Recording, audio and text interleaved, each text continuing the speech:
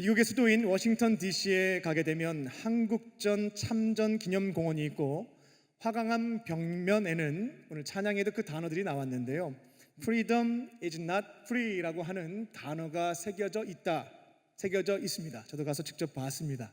즉, 자유라고 하는 것은 not free, 공짜가 아니다라는 겁니다. 자유에는 큰 희생이 뒤따른다라고 하는 내용이 새겨져 있습니다. 이곳에 있는 저와 여러분은 죄라고 하는 큰 문제에서부터 자유를 얻은 사람들입니다. 더 이상 우리는 창조주 하나님 앞에서 죄로 뒤범벅되어져 있는 죄인이 아닙니다. 멸망당할 진노의 자식들도 아닙니다. 창조주 하나님께서는 우리의 모든 죄를 용서해 주셨고, 우리를 더 이상 죄인으로 여기지 않고 의인으로 삼아 주셨습니다. 하나님의 사랑스러운 자녀로 삼아 주셨고, 죄의 문제에 있어서만큼은 free, 자유하게 하셨습니다. 우리는 이처럼 하나님의 은혜로, 값없이 주시는 은혜로 죄에서부터 자유를 얻었습니다. 모든 죄에서부터 죄사함, 자유함을 얻으려면, 즉 창조주 하나님께서 인정하시는 의인이 되려고 하면, 상식적으로 생각해 봤을 때 적어도 성경 100독은 하고 하루에 3시간씩 10년 기도하면 1만 시간 정도 기도할 수 있죠. 그 정도 기도는 해야 되겠고, 교회에서 부여하는 각종 봉사활동도 참여를 해야 되겠고, 11조도 빠뜨리지 않고 정직하게 할 때에, 그래도 내가 지난 세월 살아오면서 지은 죄가 이렇게 큰데 이거 탕감받고 용서받고 자유로워질 수 있지 않겠는가 생각해 볼 수 있겠습니다.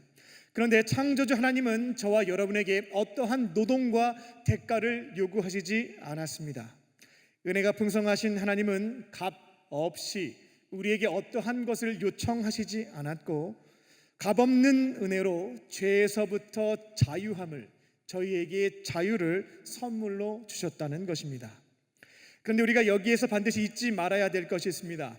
우리는 교회를 보게 되면 그 교회 건물 위에 십자가가 이렇게 올려져 있잖아요.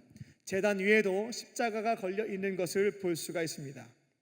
우리는 십자가를 바라보면서 우리에게 죄에서부터 자유함을 주시기 위해서, 영원한 생명을 선물로 주시기 위해서 예수님이 저 십자가에서 자기 목숨을 바치셨다, 값비싼 희생을 감수하셨다라고 하는 그 사실을 잊지 말고 기억해야 될 줄로 믿습니다.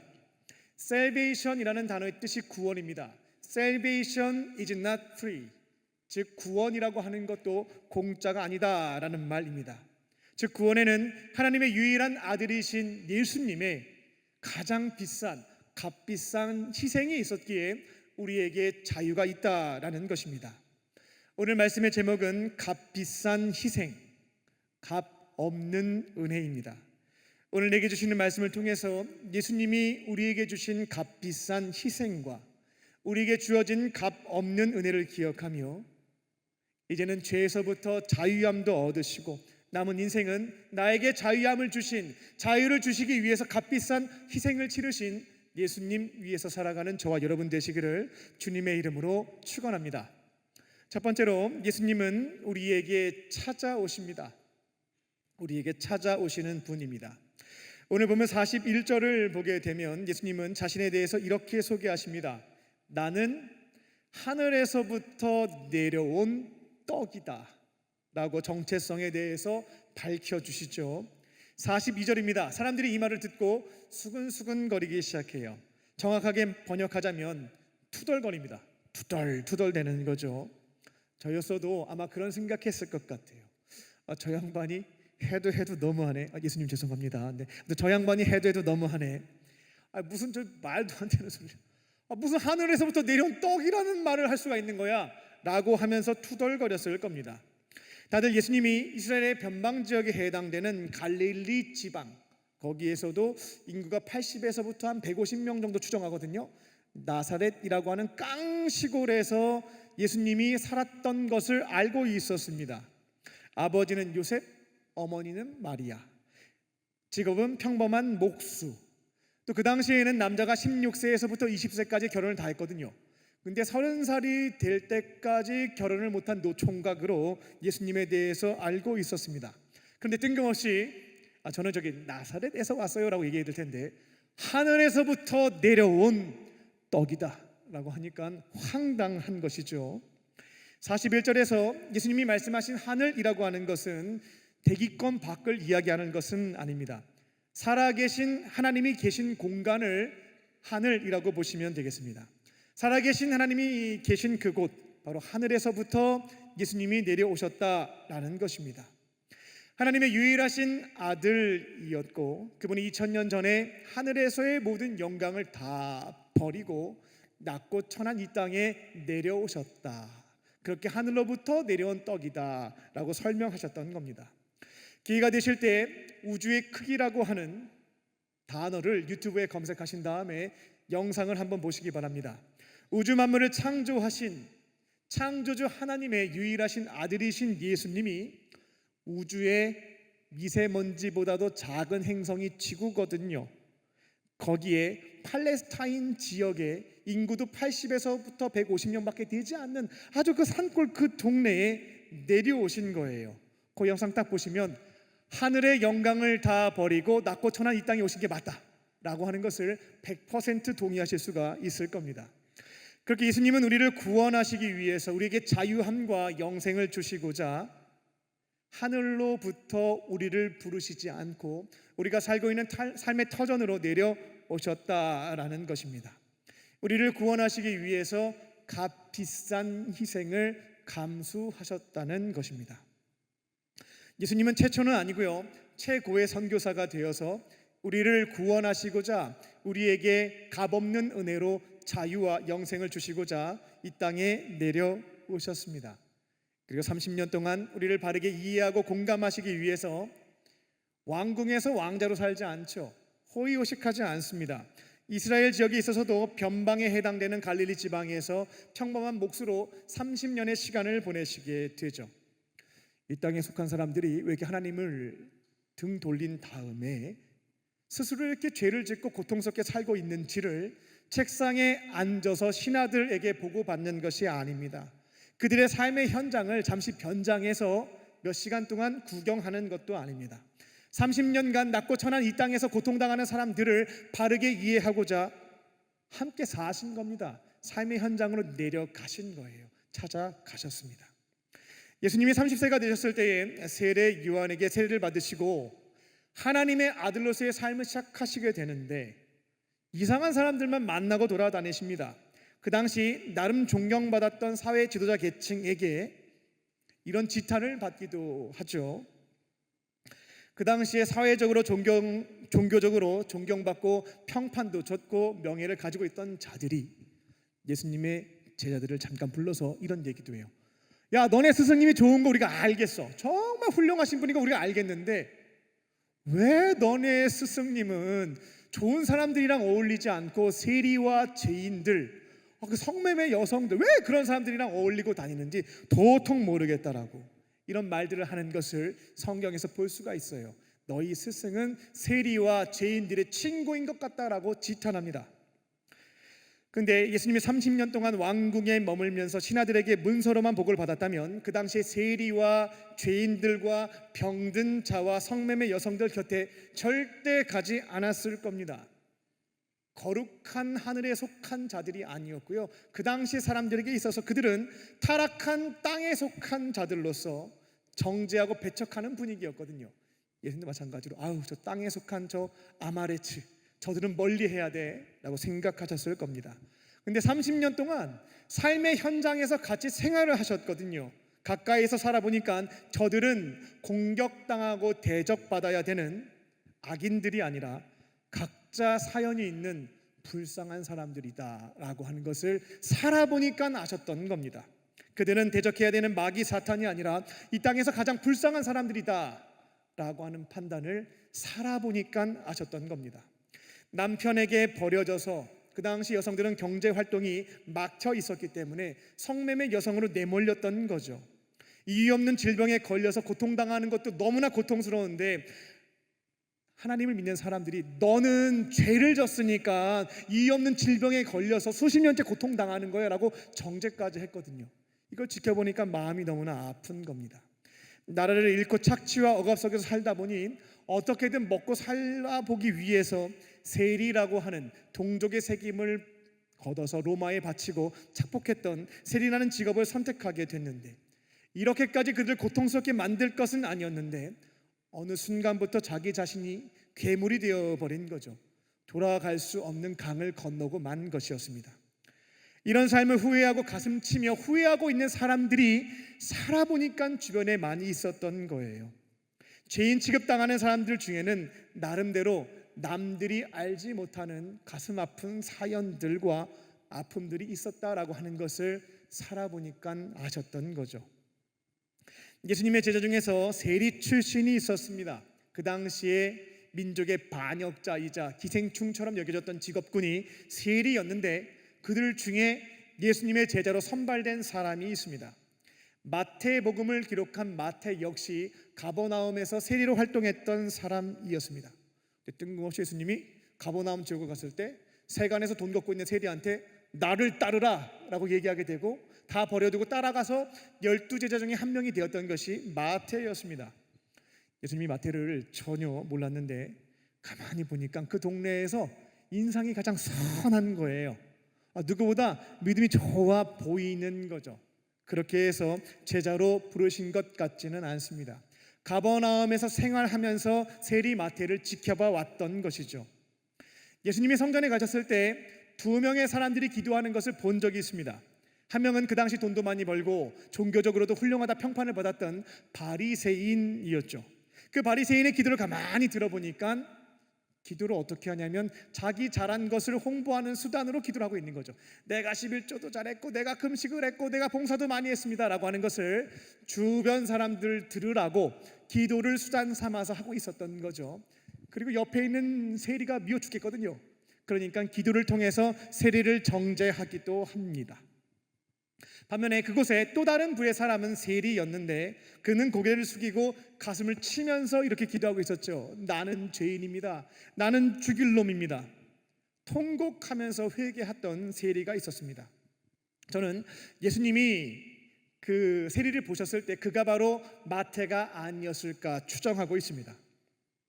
예수님은 삶의 현장에서 같이 함께 생활하면서 그들이 어떠한 모습으로 살고 있는지 먼 발치에서 연구하신 것이 아니고요, 직접 살면서 경험을 하셨습니다.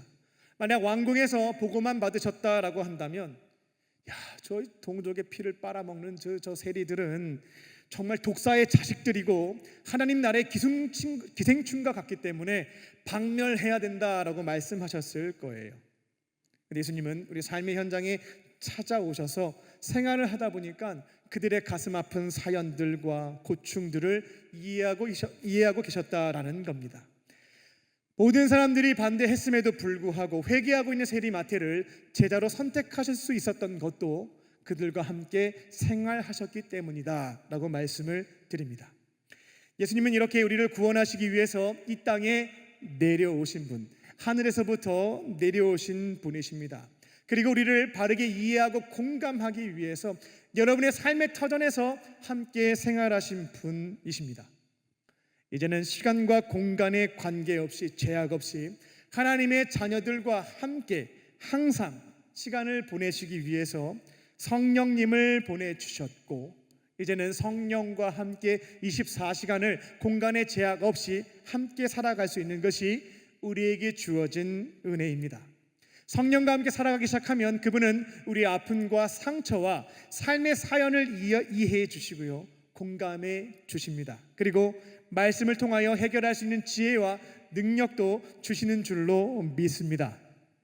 내 곁에 내려오시고 찾아오시는 예수님, 이제 그분을 배척하지 마시고 마음의 문을 열고 나에게 내려오시는 그 예수님을 영접하심으로 나를 바르게 이해해 주시고 공감해 주시며 삶의 문제를 바른 길로 해결해 주시는 예수님의 은혜 가운데 살아가는 저와 여러분 되시기를 주님의 이름으로 축원합니다. 두 번째로, 우리를 이끌어 주십니다. 우리를 이끌어 주시는 분이십니다. 예수님은 우리를 구원하시기 위해서 죄에서부터 자유함, 죽음 이후에 영원한 생명을 주시기 위해 이 땅에 내려오신 분입니다. 삶의 현장에서 함께 생활하며 우리의 사연을 누구보다 이해하고 공감하시는 분이시죠. 44절입니다. 근데 예수님뿐만 아니라 하나님도 참 좋으신 분이십니다. 하나님은 죄인인 우리가 구원받을 수 있도록 하시기 위해서 어떻게 하시냐면 예수님께로 이끌어 주십니다. 예수님께로 이끌어 주시는 분이신 거죠.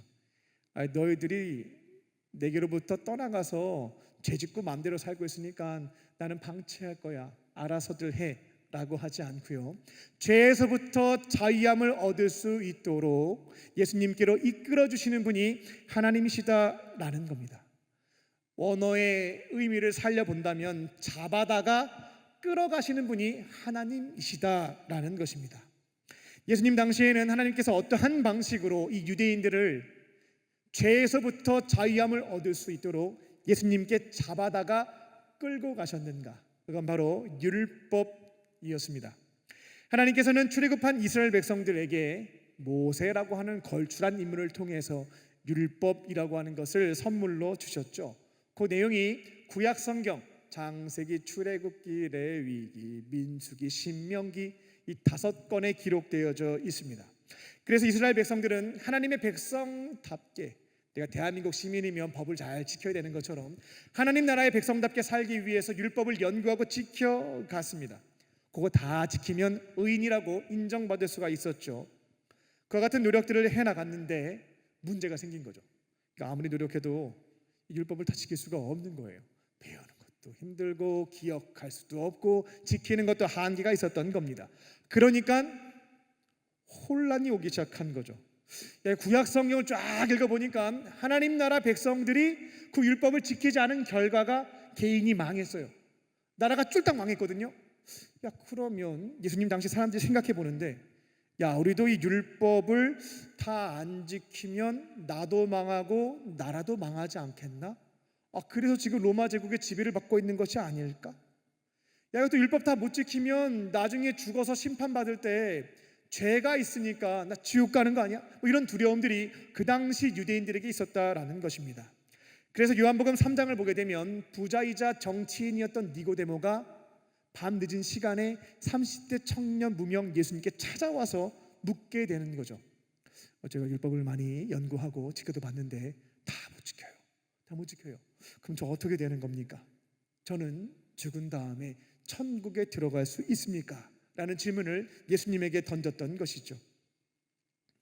이처럼 하나님은 예수님 당시에 율법이라는 것을 도구로 삼아서 우리 모든 인간들은 하나님 앞에 죄임을 깨닫게 하셨고, 우리가 아무리 노력해도 이 율법을 다 지킬 수 있는 의인이 될 수 없음을 알게 하셨습니다. 내 노력으로는 내가 의인이 또 죄에서부터 자유함을 얻을 수가 없다. 이것을 알게 하심으로 우리를 구원해 주실 수 있는 예수님에게로 잡아다가 끌어가셨다는 겁니다. 그럼 지금은 어떠한 방식으로 하나님께서 우리를 예수님께로 잡아다가 끌어당기고 계시는가? 감리교의 창시자인 존 웨슬리는 이것을 선제적 은총이라고 표현을 했는데요, 하나님을 믿든지 안 믿든지 각 사람에게는 선한 양심이라는 것이 선물로 주어져 있습니다. 선한 양심의 작용으로 인해서 우리는 내가 이렇게 살면 안 되는데, 아이고 내가 죄가 많구나 라고 하는 것을 깨닫게 되죠. 이처럼 하나님께서 모든 사람에게 선제적 은총으로 양심을 주셔서 죄인임을 깨닫게 만들어 놓으셨다라는 겁니다. 그래서 교회 다니시지 않는 분들도 장례식장 가면은 그 고민들을 하면서 목사인 저에게 얘기할 때가 있습니다. 제가 이렇게 살다가는 좋은데 못 갈 것 같은데 저 좋은데 갈 수 있을까요? 라는 질문을 뜬금없이 던지시는 경우들도 있어요. 이렇게 하나님은 각 사람에게 선한 양심을 통해서 죄를 깨닫게 하심으로, 내가 죄의 문제가 있음을 알게 하심으로 구원자이신 예수님을 찾을 수 있도록 만들어 놓으셨다라는 것입니다. 이곳에 있는 저와 여러분은 창조주 하나님 앞에 서게 되었을 때에 의인이 아니라 죄인입니다. 인정하기 싫으셔도 의인이 아니라 죄인입니다. 하나님 앞에서 모든 사람은 죄인인 것입니다. 우리가 의인이라고 할 때에 불교 용어로 설명을 드리자면 해탈한 존재, 그들을 의인으로 규정하시면 되겠습니다. 모든 면에서, 모든 집착에서부터 초월한 존재, 이걸 의인이라고 한다고 했을 때에 이 땅에 의로운 사람은 없겠구나 판단하실 수 있겠습니다. 그리고 내가 착하고 친절하고 따뜻하고 정직하고 성실합니다. 거짓말도 안 해요. 욕도 안 해요. 근데 문제가 한 가지 있어요. 그게 뭐냐면 도벽이 있어요. 자꾸 남의 거 보면은 훔치고 싶어가지고 몰래 훔칩니다. 그러면 이 사람은 의인일까요? 아니면 죄인일까요? 100가지 중에 99개를 잘 해도 한 가지의 실수가 있는 경우 우리는 그 사람을 의인이라고 얘기하지 않습니다. 죄인인 것이죠. 이러한 측면에서 생각해 보더라도 우리는 창조주 하나님 앞에서 죄인임을 인정할 수가 있습니다. 그리고 죄의 결과는 결국 무엇이냐면 심판과 죄값을 받는 영벌인 것이죠.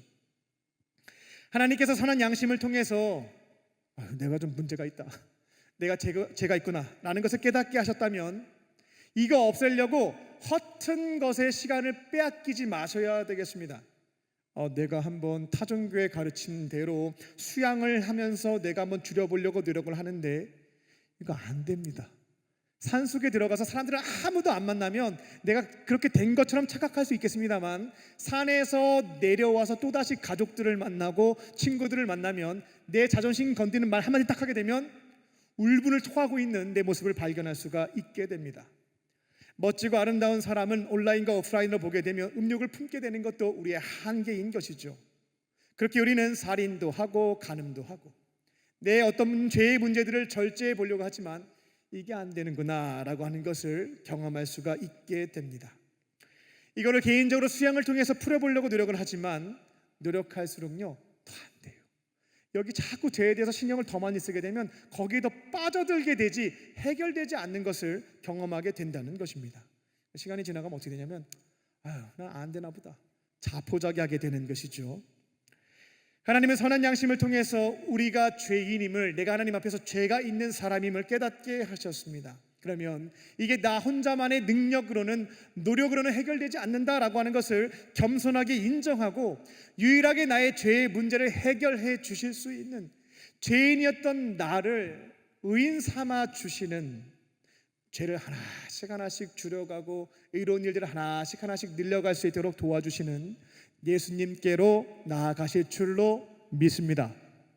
선한 양심을 통해 죄인임을 깨닫게 하시고 우리를 구원자이신 예수님께로 잡아다가 끌어당기시는 하나님의 손길을 배척하지 마시고 이제는 예수님을 나의 구원자로 믿고 영접하심으로 죄에서부터 자유도 얻으시고요, 영생의 선물도 소유하시고요, 주님과 함께 의의 길로 의로운 삶을 한 걸음씩 내딛는 저와 여러분 되시기를 주님의 이름으로 축원합니다.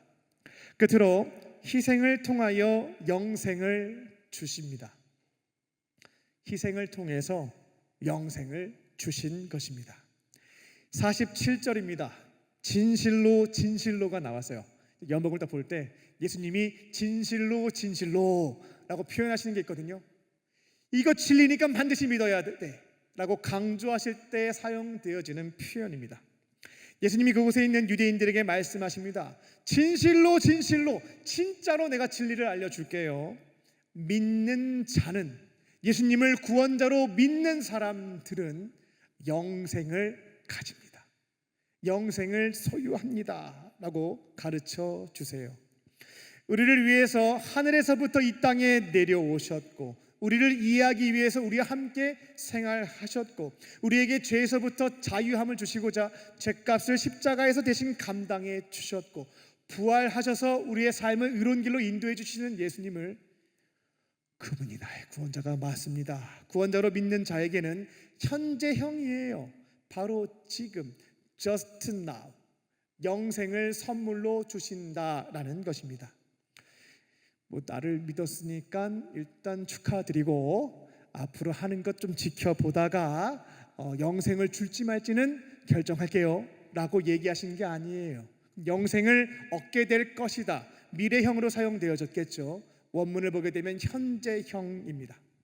세상에서는 한 달간 열심히 일을 해야 월급을 줍니다. 일한 만큼의 정당한 대가를 주는 거죠.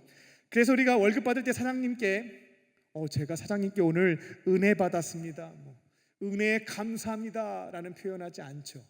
은혜는 대가 없는 자에게 선물을 줄 때 사용되는 개념이에요. 그러니까 부모님의 은혜, 스승의 은혜, 내가 한 것보다 더 큰 선물들을 주기 때문에 은혜라는 표현을 쓰는 거거든요. 월급 받을 때에는 내가 이래서 받는 대가인데, 그러니까 사장님께 은혜라는 표현을 쓰진 않습니다. 근데 예수님은 일단 나부터 믿고 남은 인생 어떻게 사는지 내가 일단 지켜볼 거야. 나를 정말 제대로 믿는지 껄렁껄렁하게 믿는지 지켜보고, 제대로 믿는 사람들, 내가 시키는 대로 예배도 잘 드리고 기도도 하고 봉사도 하고 헌금도 하고 성경도 읽고 착하게 사는 사람들, 끝까지 죽는 그때까지 내가 시키는 것 잘한 사람들, 그들에게 영생을 줄게 라고 말씀하시는 장면은, 내용은 성경에서 찾아볼 수가 없습니다. 47절을 다시 한번 보세요. 믿는 자에게는 영생이 주어 줄 거다. 미래형으로 되어 있지 않고 영생이 있다, 현재형이 사용되어져 있습니다. 여러분이 예수님을 구원자로 믿게 되면 그 순간 자유가, 영생이 여러분들에게 선물로 주어진다라는 거죠. 이런 걸 뭐라고 하냐면 은혜라고 하는 거예요. 내가 뭘 했다고 내 죄를 용서해 주시는 거야? 내가 뭘 했다고 나에게 부활과 영생을 주시는 거야? 정말 하나님 사랑이 많으셔서 값없이 나에게 이와 같은 선물을 주셨구나. 그래서 제가 찬양할 때에 좋으신 하나님뿐만 아니라 은혜로우신 하나님이라고 고백하며 찬양을 드리는 것입니다. 진시어 황제가 영생하기 위해서 불로장생하려고 얼마나 많은 노력들을 했어요. 결국 실패했습니다. 근데 하나님께서는 우리에게 어떠한 노력도 하지 않는 우리들에게 영원한 생명을 선물로 주신다라는 것입니다. 어떤 자에게 죄에서부터 자유와 영생을 주시는가? 성실하게 사는 사람, 착하게 사는 사람, 3대째 기독교 집안인 사람, 사회적인 지위와 재력이 많은 사람, 이건 아닙니다. 그런 내용은 없어요. 믿는 자에게, 예수님을 구원자로 믿는 자에게 자유와 영생을 주시겠다. 앞으로 하는 것 봐서 주는 게 아니고요, 믿는 자에게 그 순간 선물로 주시겠다 약속하셨습니다. 십자가 복음을 진리로 믿고 예수님을 구원자로 믿는 자에게 은혜로 영생과 자유를 선물로 주시는 것입니다. 이렇게 대가 없이 값없이 은혜의 선물을 받다 보니 우리가 자꾸만 놓치는 게 있습니다. 뭐냐면 예수님이 우리에게 영생과 자유라는 선물을 주시기 위해서 치르신 값비싼 희생이 있었거든요. 그걸 잊지 말아야 되겠습니다. 우리가 그 값비싼 희생을 잊지 말자고 예배당 건물을 짓게 되면 그 위에 십자가를 달아놓는 겁니다. 제단 위에도 십자가를 걸어놓는 이유가 거기에 있어요. 우리에게 죄에서부터 자유와 영생을 주기 위해서 예수님이 얼마나 값비싼 희생을 치르셨는지 우리 잊으면 안 된다. 우리 이거 잊으면 안 된다. 이것을 기억하고자 십자가를 걸어 두었다라는 것입니다. 본문 49절입니다. 예수님은 우리 선조들은 40년 동안 하나님이 날마다 내려주시는 만나를 먹었어도 그날의 배고픔은 해결했을지 모르지만 영생을 얻을 수는 없었다. 50절입니다. 그런데 하늘에서부터 내려온 생명의 떡, 예수님을 먹게 되면, 그러니까 나를 위해서 십자가에 달려 죽으시고 부활하신 예수님을 내 안에 모시게 되면, 영접하게 되면 어떻게 돼요? 이 떡을 먹는 자는 영생을 그날로부터 얻게 된다 라고 약속해 주셨습니다. 예수님이 이거 까먹지 말라고 이후에 한 가지 장치를 만들게 되는데, 그게 뭐냐면 여러분들이 그 호렙산 기도의 마지막 날 참여했던 성찬식이에요. 성찬식을 만들어 두십니다. 우리는 성찬식이 되게 되면 떡을 먹고 포도주를 마시게 됩니다. 그리고 그때 목사님의 멘트를 통해서 이 떡이 무엇인지를 설명을 듣게 되죠.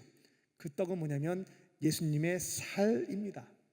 하늘에서부터 내려온 떡, 예수님을 상징하는 것이 바로 그 떡이다라는 거예요. 이 말씀에 따라서 그 떡을 먹는 자, 성찬에 참여하는 자들은 영원한 생명을 소유하고 있음을 기억하게 하시고자 성찬식을 만들어 두셨다라는 것도 알 수가 있겠습니다. 말씀을 맺겠습니다. 예수님은 참 감사하죠. 우리를 구원하시기 위해서 하늘에서 내려오셨어요. 너희들이 나 바쁘니까 찾아와야 돼 라고 요구하신 적이 없습니다. 이 땅에 내려오셨습니다. 하나님은 우리가 구원받기를 원하시기에 계속해서 어떻게든 잡아다가 끌어당겨서 구원자이신 예수님께로 인도하시는 분이십니다. 이제 저와 여러분에게 남은 것은 우리를 위해서 죽으시고 부활하신 그 예수님을 우리 엄마, 우리 아빠의 구원자 말고요, 나의 구원자로 믿고 영접하는 것입니다. 예수님을 믿으시고 오늘 이 순간부터 죄에서부터 자유함을 갖고 살아야죠. 더 이상 죄에 발목 잡혀가지고 오늘 주어진 선물인 현재를 망치면 안 되잖아요.